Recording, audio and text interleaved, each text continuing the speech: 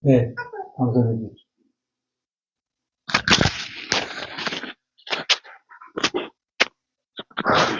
오늘로써 이제 야광보살 본사품 공부를 마치려고 합니다. 그런데 제가 이제 야광보살 본사품 꽤 오래 했는데, 오늘 몇 페이지부터냐 하면은 568페이지, 568쪽부터입니다. 그 중간에 이제 수광화 보살이요. 그 전까지는 이제 기억하시다시피 일체중생 희견 보살이 난행고행과 낙습고행을 해가지고 어떤 힘을 얻었죠. 그게 이제 힘을 여러 가지로 얻었어요. 그런데 처음 단계가 뭐냐 하면 일체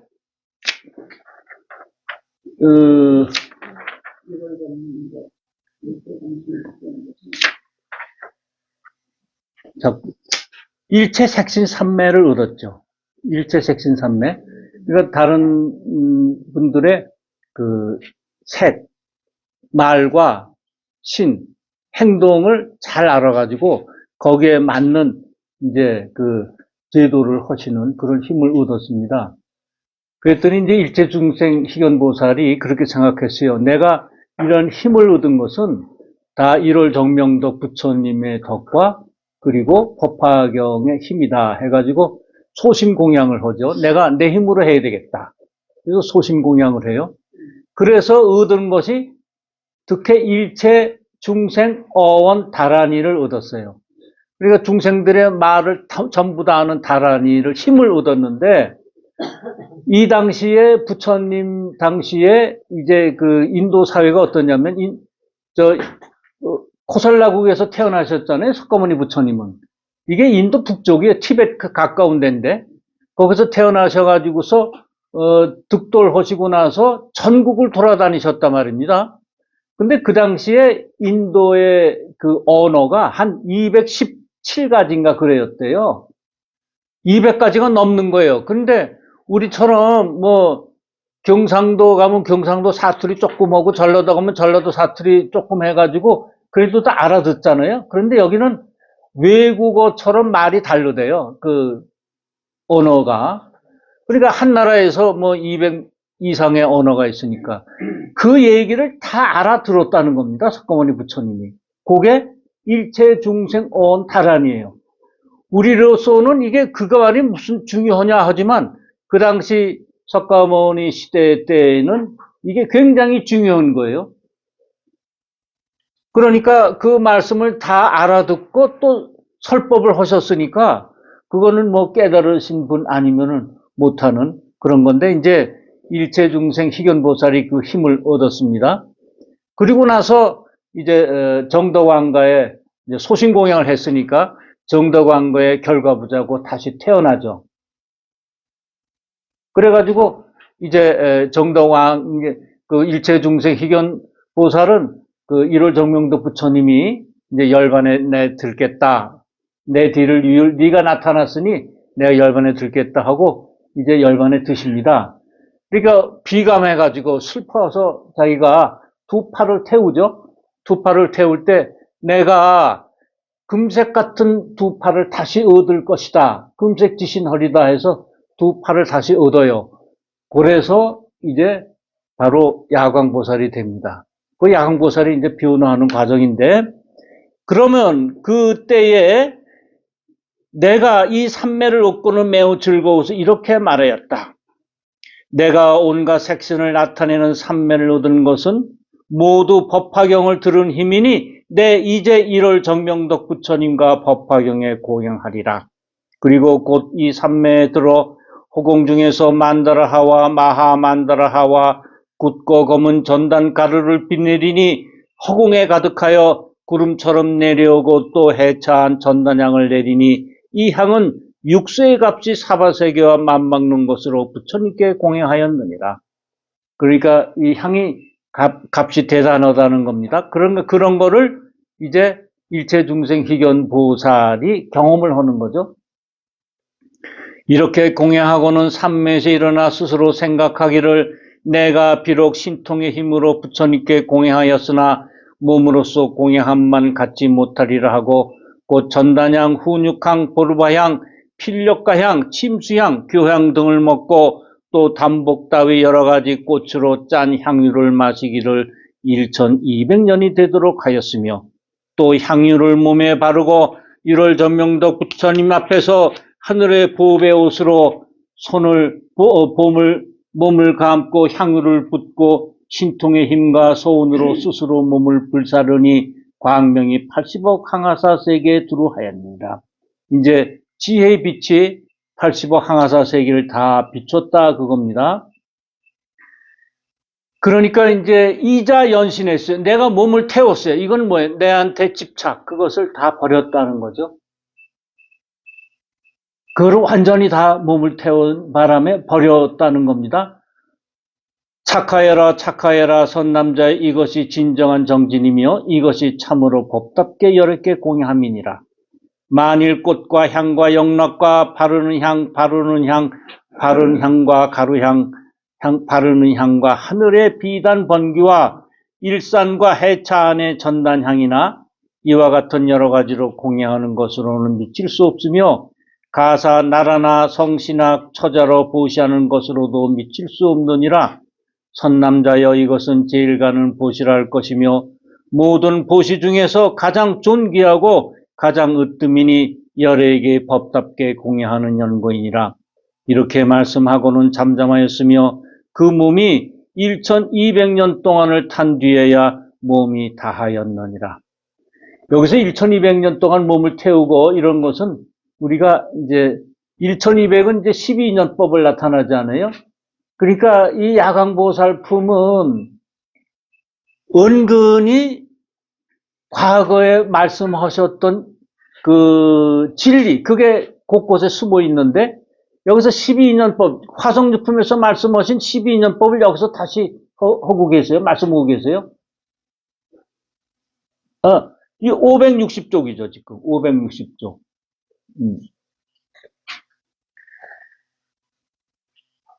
여기 지난 시간에 좀 했는데, 그 다시 한번 우리가, 요까지는 했습니다.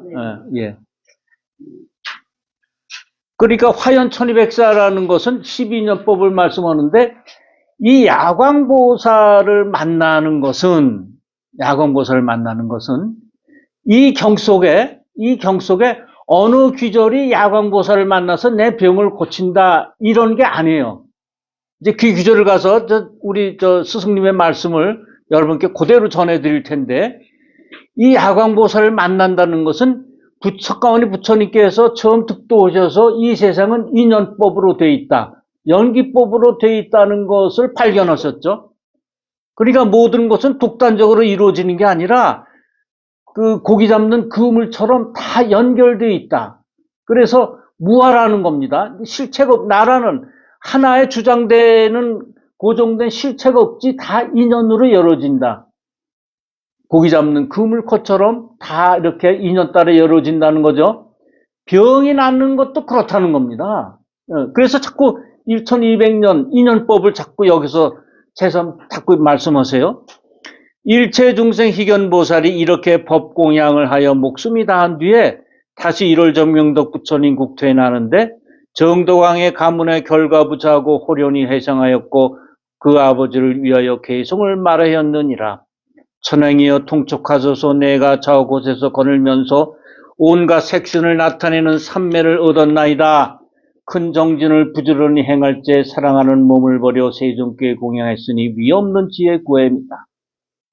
이 계송을 말하고는 아버지에게 말하였다. 1월 정명덕 부처님이 지금도 계시나이다. 내가 먼저 부처님께 공양하고 모든 중생의 말을 아는 다라린을 얻었고 다시 법화경에 800, 1000만억 나이다 견가라 빈바라 아쪽바 등 계송을 들어싸울세 내가 지금도 이 부처님께 공양하려 하나이다. 이렇게 말하고 칠보로 된 데에 앉아 칠따라서 높이 호공에 올라가서 부처님 계신 데 이르러 머리를 저으려 발에 예배하고 10손가락을 모아 계송으로 부처님을 찬탄하였느니라. 주나니 매우 기묘하시고 광명이 시방에 비추나이다. 제가 일찍이 공양했었더니 이제 또 친근하나이다. 이때 일체중생 희견보살의 개성을 말하고 부처님께 살하였다. 세존이시여 세존께서 오히려 세상에 계시나이다. 이때 이를 정명덕 불이 일체중생 희견보살에게 말씀하였다. 선남자여 나의 열반할 때가 되었고 없어질 때가 되었으니 그대는 평상을 깔아 놓아라. 내가 오늘 밤에 열반에 들리라.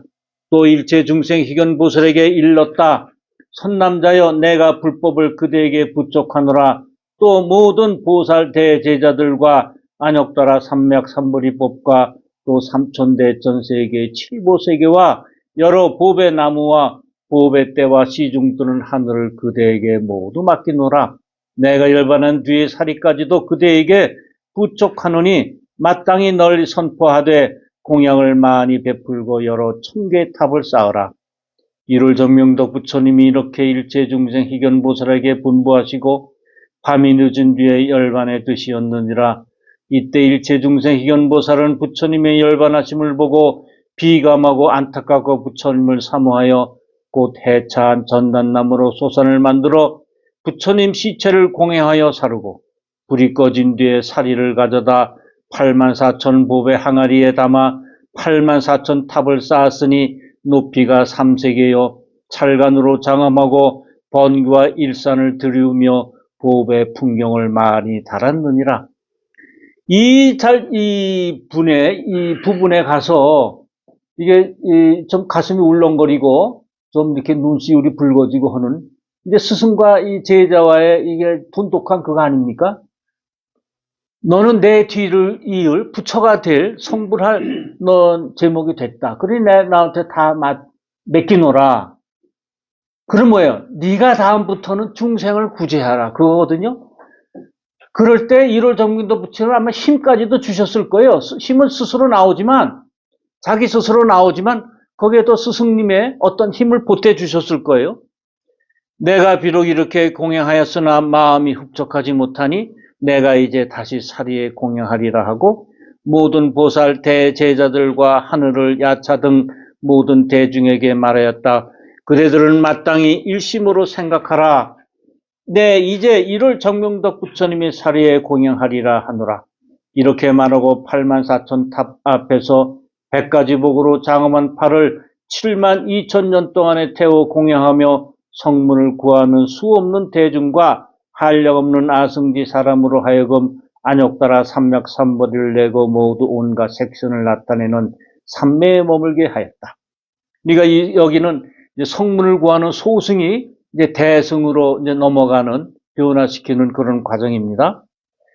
그때 모든 보살과 하늘과 사람과 아수라들이 그의 팔이 없어진 것을 보고 근심하고 슬퍼하면서 이렇게 말하였다.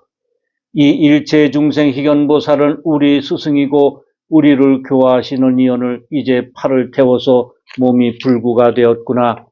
그때 일체중생 희견보살이 대중 가운데서 이렇게 서운하였다. 내가 두 팔을 버렸으니 반드시 부처님의 금빛 같은 몸을 얻을 것이다. 이 말이 진실하고 허망하지 않을진된 나의 두 팔이 선과 같았지이다. 이렇게 서운을 마침에 저절로 두 팔이 이전과 같아졌으니 이것은 보살의 복덕과 지혜가 순후한 연고입니다. 지난번에 제가 이 부분을 강조해 드렸습니다. 다시 부처의 몸을 금빛 같은 몸을 얻은 것은 평소에 일체중생 희견 보살의 복덕과 지혜가 두터웠기 때문이다. 그러니까 우리도 성불하기 위해서는 우리의 복덕과 지혜가 두터워야 돼요. 아주 두터워서 아주 순수하고 부처님만 믿는 마음이 순수하고 그 다음에 지혜가 아주 밝아야 성불할 수 있다는 말씀을 해주고 계세요. 이때를 당하여 삼천대천 세계가 6가지로 진동하며 하늘에서 꽃비를 내려 모든 사람과 하늘들이 미중함을 얻었느니라. 부처님이 수광화 보살에게 말씀하였다. 그대는 어떻게 생각하느냐? 일체중생 희견보살은 다른 이가 아니라 지금의 야광보살이니라. 그 몸을 버려 보시한 것이 이렇게 한량없는 백천만억 나이타이니라. 이제 여기서부터 이제 오늘 이제 합니다. 숭앙화 보살이 안욕따라 삼맥삼보리를 얻으려는 마음을 내니는 한 손가락이나 한 발가락을 태워서 부처님 탑에 공양하면 나라나 도시나 처자나 삼천대천 세계의 토지와 산림과 하천이나 모든 보물로 공양하는 것보다 더 나으니라. 그러니까 이게 도시나 나라나 도시나 처자나 삼천대천 세계 토지, 산림, 하천, 이것은 전부 물질이죠. 재물이에요, 재물. 굉장히 값나가고 큰 무지무지하게 큰 재물인데 그것보다 어떻게 해요? 낫다. 네, 법화경 한 귀절 하는 게 더 귀하다 이 말씀입니다. 만일 어떤 사람이 삼천대천 세계의 칠보를 가득히 채워서 부처님과 대보살과 벽지불과 아라한에게 공양하더라도 그 사람의 공덕이 법화경의 네 귀절 한 개송만을 받아 지닌 복덕과는 같이 못하느니라. 수강아 보살이여 마치 모든 시내와 개천과 강들의 모든 물 가운데는 바다가 제일이듯이 이 법화경도 그와 같아서 여러 열애가 말씀하신 모든 경 가운데 가장 깊고 크니라. 이것도 여러 이제 부처님께서 말씀하신 84,000 법문 그 많은 경 중에서 법화경이 최고라는 것입니다. 또 토산, 흑산, 소철이산, 대철이산과 열보산 등 모든 산 가운데는 수미산이 제일이듯이 이 법화경도 그와 같아서 여러 경전 가운데 가장 으뜸이니라. 모든 산 가운데 높듯이 수미산과 같은 그러한 동등한 높은 지혜가 여기 다 있다. 또 모든 별 가운데는 달이 가장 제일이듯이 이 법화경도 그와 같아서 천만억 모든 경 가운데 밝게 비추느니라. 또 해가 능히 모든 어두움을 없애듯이 이 경도 그와 같아서 온갖 착하지 못한 어두움을 능히 깨뜨리니라. 물론 해가 어두움을 없애듯이 낮처럼 대밝게 하듯이 우리의 어두움, 우리 마음속의 어두움, 어리석음 이걸 밝혀준다는 것입니다. 활같이 환하게. 우리가 어둠이 있으니까 자꾸 고통이 있죠. 내일을 잘 모르니까.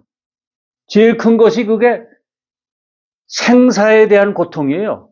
그래서 부처님께서 야광보살 본사품 여기다가 생사의 고통을 자기를 감싸고 있고 묶고 있는 것을 떨쳐버리는 것을 말씀했습니다. 또 모든 작은 왕들 가운데는 전륜상이 가장 제일이듯이 이 경도 그와 같아서 여러 경 가운데 가장 존중하니라. 또 제석천왕이 33천 가운데 왕이 되듯이 이 경도 그와 같아서 모든 경 가운데 왕이 되느니라. 또 대범천왕이 모든 중생의 아버지이듯이 이 경도 그와 같아서 모든 현인 성인과 학무학과 보살의 마음을 내니 아버지이니라. 또 모든 범부들 가운데는 수다원, 사다함, 아나함, 아라한, 벽지불이 제일이듯이 이 경도 그와 같아서 모든 열애가 말하고 보살이 말하고 성문이 말한 여러 경법 가운데 제일이 되고 이 경전을 능히 받아 지니는 이도 그와 같아서 모든 중생 가운데 제일이 되느니라. 모든 성문 벽지불 가운데는 보살이 제일이듯이 이 경도 그와 같아서 모든 경법 가운데 가장 제일이 되느니라. 부처님이 모든 법의 왕이듯이 이 경도 그와 같아서 모든 경 가운데 왕이 되느니라. 이제 20항입니다. 이게 오늘부터 이제 본격적으로 우리들이 공부할 부분인데요. 수강하여 이 경은 능히 모든 중생을 구원하는 것이며 이 경은 모든 중생으로 하여금 모든 괴로움을 여의게 하며 이 경은 모든 중생을 이익게 하여 그 소원을 만족게 하느니라. 그래서 여기 한무경을 보시면은 수강하여 차경은 능구일체 중생자며 차경은 능령 일체 중생으로 이제 고뇌며 모든 고통과 뇌, 근심, 걱정 이걸 떨쳐버리겠다는 거 아닙니까? 그럼 법화경은 이제 우리가 이렇게 알기 쉬워요. 저도 옛날에 이렇게 알았어요. 관세음품을 읽으면은 이제 어떤 분이 관세음품을 사업을 시작했다든가 또는 집안에 고통이 있다든가 그러면 관세음품을 12시에 읽으세요. 그러면 이제 그 분이 그렇게 말씀하세요. 이제 시간이 없으니까 관세음품 어느 부분에 그러한 고통을 없애거나 사업이 잘 되는 그런 게 어디 있습니까? 그 규절을 좀 가르쳐 주세요.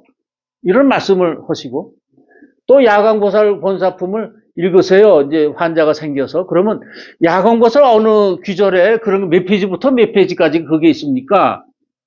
또 화성유품을 읽으신 분들은 화성유품 어느 몇 페이지부터 몇 페이지까지가 제도 천도는 귀절이 있습니까? 이렇게 말씀을 하세요. 근데 저는 사실 그 말씀을 듣고 저도 그렇게 생각했기 때문에 찾으려고 노력을 했어요. 그런데 그게 아니에요. 스승님께서 이제 녹음에 이런 말씀 하시더라고요. 너희들을 그렇게 찾을 것이다. 어느 귀절이 있나? 약삭 빠르게 찾는다 이게 다 읽지도 않고. 그런데 어느 귀절이 내 병을 고치느냐가 읽는 게 아니다. 부처님법은 인연법이 돼서 내가 고통을 받고 있을 때 그 고통을 없애주는 인연을 만나게 해준다. 이 야광은 내 병을 고치게 하는 어떤 사람, 의사를 만나게 해준다든가 또 의사로 이끄는 사람을 만나게 해준다든가 그렇게 인연으로 만나게 해줘서 병을 고치는 거지 이 경이 고치는 게 아니다. 이 경 귀절에 그런 건 없다. 그 말을 듣고 요새 가만히 생각해 봅니다. 우리 현실에 정말 우리 이제 몇 분 아프신 분들이 우리가 뭐 경을 뭐 열심히 하거나 이 경에서 찾아서 온 게 아니라 그 인연을 만나서 지금 뭐 이렇게 좀 하는 거 아니에요? 그러니까 여러분들이 이렇게 무슨 사업을 벌인다거나 또 우리 자제분들이 뭘 할 때 인연을 만나게 해주는 것이 법화경의 힘이지 이 안에서 어느 구절에 그 힘을 주는 게 아니다 하는 거. 그러니까 우리는 인연을 만나게 되는 거예요. 근데 그 인연을 만나게 하려면 그동안에 그 가만히 있고 법화경도 안 읽고 내 할 일을 다 하고 나서 내가 놀 거 다 놀고 쉴 거 다 쉬고 나서 인연을 만나느냐? 그건 아니죠. 난행고행과 낙습고행을 했고 일제중생기경보살이 그 다음에 자기 몸을 소신공양했잖아요. 팔도 태우고 이건 뭐예요? 1200년 동안 인연법에 의해서 영원히 1200년 12인연법으로 영원히 했다는 거예요. 그런 걸 하고 나니까 인연이 만나지는 거지 그냥 아무것도 안 나고 인연이 만나는 건 아니다 하는 것입니다. 마치 서늘한 못이 모든 목마른 이를 만족케 함과 같으며 추운 이가 불을 얻음과 같으며 헐벗은 이가 옷을 얻음과 같으며 이 법화경이 그런 힘을 우리한테 모자라는 법, 꼭 필요한 거. 옷 없는 사람이 옷을 주는 것과 같고. 그런데 이제 옷도 이제 우리 몸을 보호하는 게 있지만 이 옷이라는 게 우리 체면을 나타내는 거예요. 체면이 이제 이게 떨어진 사람한테 체면을 일으키게 하는 그런 힘을 갖고 있다는 것입니다. 장사꾼이 상주를 만난 것 같으며 이거 상주는 뭐냐면 내가 이제 물건을 가지고 있는데 그 물건을 살 사람을 만난다는 거예요. 그러니까 내가 집을 팔으려고 했는데 몇 년간도 집을 못 팔아요. 근데 법화경을 열심히 그러니까 2년 내 집을 살 사람을 만나는 거예요. 그럼 뭐예요? 내가 이제 사업을 하고 있어요. 물건을 많이 팔아요. 그러면 받아야 될 손님이 많아야 될 거 아니에요. 그러면 그 손님을 인연법으로 많이 만나게 해준다는 겁니다. 아들이 어머니를 만난 것 같고 물 건넌 이가 배를 만난 것 같고 병난 이가 의사를 만난 것 같고 예. 그 다음에 어두운 쪽에 등불을 얻은 것 같고 가난한 이가 부모를 얻은 것 같으며 이것은 우리가 이제 법화경 7가지 비유 중에 그 500제자 수기품 제8장에 있죠. 옷 속의 보물이라 그래서 어떤 이제 가난한 사람이 하루 벌어 하루 먹는 사람한테 부자 친구가 가가지고서 이렇게 보니까 너무 사는 게 너무 안 돼서 그 친구가 이제 옷 속에다가 몰래 이제 보물을 주잖아요. 주는데 그 사람은 몰라 그 보물이 있는지. 그래서 옛날처럼 이제 막노동을 해서 먹고 삽니다. 그래서 나중에 이제 시장 만났어요. 한참에 야, 자네 아직까지도 왜 이렇게 고생하고 사나? 내가 네 집에 방문했을 때 네 옷 속에다 보물을 줬다. 근데 그걸 알았으면 팔아서 정말 풍족한 삶을 살 텐데 왜 이러나 하고 친구를 나무래죠. 그래서 그 다음에 이제 그 보물을 팔아서 아주 부자로 사는데 그 얘기가 가난한 이가 보물을 얻은 것 같고 가난이 뭐예요? 보물을 모르는 중생들, 어리석은 우리들. 우리가 부처라고 생각지 않는, 부처는 딴 사람이야. 나는 부처가 될 수 없어 하는 중생심이 가득한 사람들. 이런 사람들을 지금 가난한 이라고 그랬습니다. 돈이 없어 가난한 게 아니라 우리 마음이 가난한 거예요. 제가 이제 주일학교 때부터 쭉 해서 중고등 대학을 이제 미션스쿨 다니는데, 그때부터 항상 제가, 지난번에 말씀드렸던가요? 의심 나는 게 뭐 있었냐면, 우리 마태복음에 이런 말씀이 있어요. 마음이 가난한 자는 복이 있나니 천국이 저희 것이요. 그래서 내가 왜 어릴 때부터 마음이 가난하면 뭐 천국이 왜 지옥이지, 마음이 풍족해야지 하는 갖고 있다가, 정말 요새 AI를 돌려봤더니 마음이 가난한 게 아니라 허심, 빌허자 마음이 빈 사람이 복이 있다. 그 천국이 저희 것이에요. 그러니까 마음을 예는하라. 이게 그거예요. 마음이 가난한 이가 보물을 얻은 것 같다는 무슨 소리냐면, 그거 아주 딱 들어맞는 건데, 가난한 이는 마음이 경제적인 게 아니라 마음이 가난. 그럼 뭐예요? 보물이 있어야 되잖아요. 그게 기독교에서는 예수님의 말씀이고, 우리는 법화경인 것입니다. 법화경. 백성이 임금을 만난과 같고 장사치가 바다를 걷는 것과 같고. 그러니까 여기는 이제 인도가 원래 그 상업이 옛날부터 발전했거든요. 그러니까 이제 아시다시피 이제 배로 이제 무역이 여기 있어요. 그래서 우리 신라 때에도 삼국시대 때도 인도 사람들이 와서 교육을 했다는 이제 역사적 사실도 이제 있지 않습니까? 횃불이 어둠을 없앤과 같듯이 이 법화경도 그와 같아서 중생으로 하여금 모든 고통과 모든 병을 여있게 하여 모든 중생의 속박을 풀어주느니라.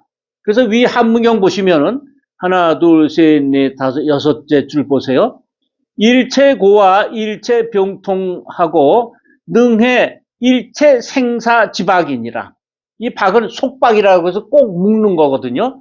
그거를 털쳐버린다는 거. 해를 능해라 그랬잖아요. 능이 해, 풀어버린다. 속박을 풀어버린다는 거예요. 그래, 이것은 우리 속박이 뭐예요? 사고와 팔관이에요. 사고, 생로병사의 고통과, 그 다음에 네 가지 더, 불구듣고 구하려고 하는데 구워지지 않아. 오음선고. 우리 몸을 갖다가 굉장히 위하려는 고통. 그 다음에, 애별이고, 사랑하는 사람과 꼭 헤어져야 돼요. 그 다음에 이제, 또 하나는, 뭐죠? 항상 7개 생각나고, 꼭 한 가지가 생각 안 나더라고. 원수를 만나는. 그렇죠. 원수를 같이 살고 싶지 않은데, 같은 공간에 꼭 살아야 되는, 싫은 사람과 살아야 되는 거. 원증회고. 그게 원증회고인데. 그 원증회. 이 8가지 고통에서 벗어난다는 거예요. 그러면 그런 사람들이 물러가서 그럴까요? 그럼 나 혼자 이런 사회과학자가 이제 발견을 했는데, 사회적 동물인 사람이나 벌이나 개미는 사회적 동물 아니에요? 같이 모여 살잖아요? 그게 법칙이 있대요. 뭐냐면, 1대 2대 7의 법칙이 있대. 1은 뭐냐면 그 열 중에 하나는 나를 무지하게 좋아한대. 그리고 그 10 중에 1대 2, 둘은 무지하게 싫어한대. 그리고 7, 이거 좋아도 안 오고 싫어도 안 오고 그냥 그저 그렇대요. 근데 이걸 가지고 이제 사회학자들, 곤충학자들이 실험을 했는데, 개미나 벌을 보니까 또 1대 2대 7의 법칙이 뭐냐면, 이 10마리가 있으면 한 마리는 무지하게 열심히 일을 한대요. 네가 뭐 남들이 놀거나 말거나. 둘은 이거는 하나도 일을 안 한대. 하나도. 그냥 놀기만 한대요. 7은 뭐냐? 그저 일을 하고 싶으면 하고 안 하고 싶으면 안 하고 그저 중간 정도래요. 그런 1대 1대 7의 법칙이 있더라고요. 그러니까 여기서 뭐냐면, 그러면 우리가 그런 우리 사회적 동물인 사람이 그렇게 법칙이 있는데, 내가 고통을 없애려면 그런 사람, 나를 싫어하는 사람이 멀리 도망가야 되고, 그래야 되나요? 사랑하는 사람이 오래까지 살아야 되고? 그게 아니죠. 이렇게 사고 팔고를 물리치려면, 생사지박에서 벗어나려면 내 마음이 바뀌어져야 되죠.